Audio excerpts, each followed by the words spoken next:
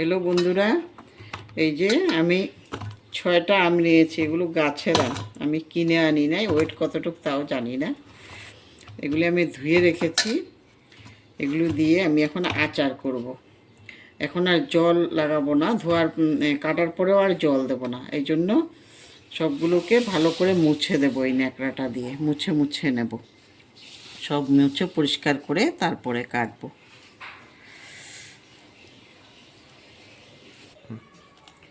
আমগুলো এখন আমি কেটে নেব।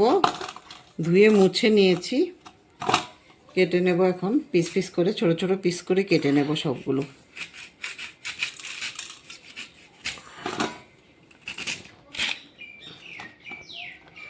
শক্ত হয়ে গেছে এগুলো। শক্ত আমের আচারটা ভালো হয়। এই যে এরকম করে করে আমি সবগুলো আম কেটে নেব।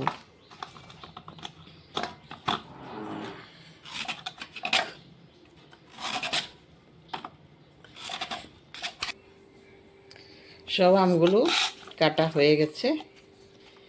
এখন আমি এগুলোকে রেখে দেব, তারপরে মশলাগুলো করে নেব। মশলাগুলো এখন আমি ভেজে নেব, গরম করে নেব একটু। লঙ্কা দিয়েছি কিছু, তারপরে একটু জিরে দিচ্ছি,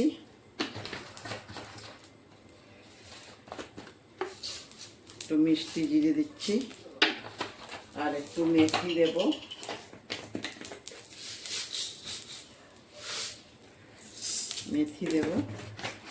আর কিছু সর্ষে দেব। আমার আচারে সর্ষে দিলে ভালো লাগে।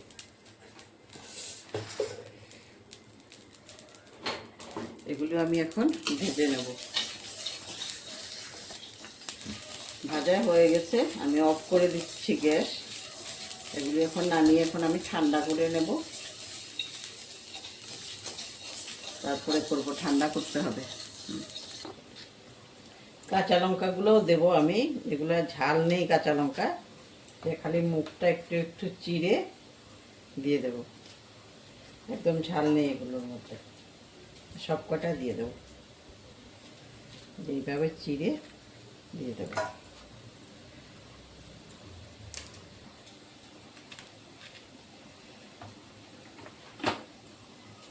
তেল গরম হয়ে গেছে, আমি এখন অফ করে দিয়েছি ওভেনটা। গরম তেলে দেওয়া যাবে না, তেলটা ঠান্ডা হলে তারপরে দেব আমগুলো। গরম তেলে দিলে খারাপ হয়ে যাবে। তেলটা পুরো গরম করে তারপরে ঠান্ডা করে তারপরে দিতে হয়। তেল ঠান্ডা হয়ে গেছে, এখন আমি তেলের মধ্যে প্রথমে আমগুলো দিয়ে দেব। মশলা তো ভাজা আছে, সেজন্য প্রথমে আমগুলো দিয়ে দিচ্ছি।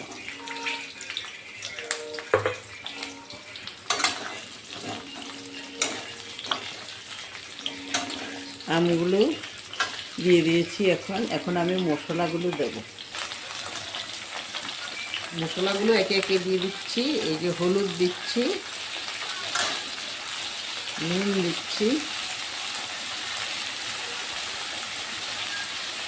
নুন একটু বেশিই লাগবে।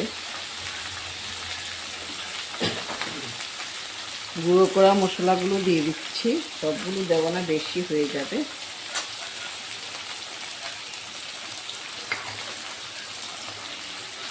আমি গুঁড়ো করার মধ্যে আমি কালো মরিচ দিইনি, গোলমরিচটা। এই যে গোলমরিচটা এখন আমি গুঁড়ো করা আছে আমার, আমি ওখান থেকে দিয়ে দিচ্ছি 2-3 চামচ।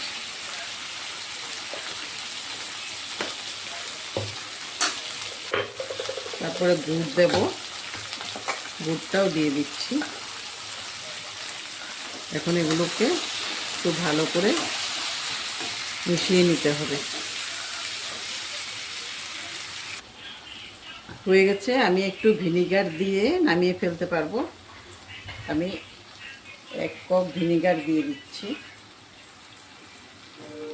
ভিনিগার দিলে আচারটা সহজে নষ্ট হবে না, আর বেশি দিলে আবার তেতো হয়ে যাবে। এই জন্য একটু কম করেই দিতে হবে ভিনিগার। হয়ে গেছে, আমি গ্যাস অফ করে দেবো এখন। আর লাগবে না, একটু নেড়ে চেড়ে তারপরে এখন আমি একটা বাটিতেই রেখে দেবো। এখন আমি বয়মে ভরবো না, ঠান্ডা হওয়ার পরে তারপরে বয়মে ভরবো। চট করে বয়মে ভরলে নিচেরগুলো গরমে নষ্ট হয়ে যায়। এই জন্য ঠান্ডা করতে হবে প্রথমে, তারপরে বয়মে রাখতে হবে।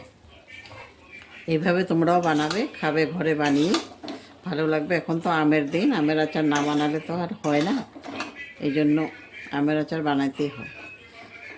তাই তোমরাও বানাবে। আর যারা আমার নতুন বন্ধু, তারা সাবস্ক্রাইব করে দেবে আমার ভিডিও পাওয়ার জন্য। যখন নতুন নতুন আমি ভিডিও দিলে তোমরা সবার আগে পেয়ে যাও। আর শেয়ার করে দেবে যেন অন্যরাও পায় ভিডিওটা।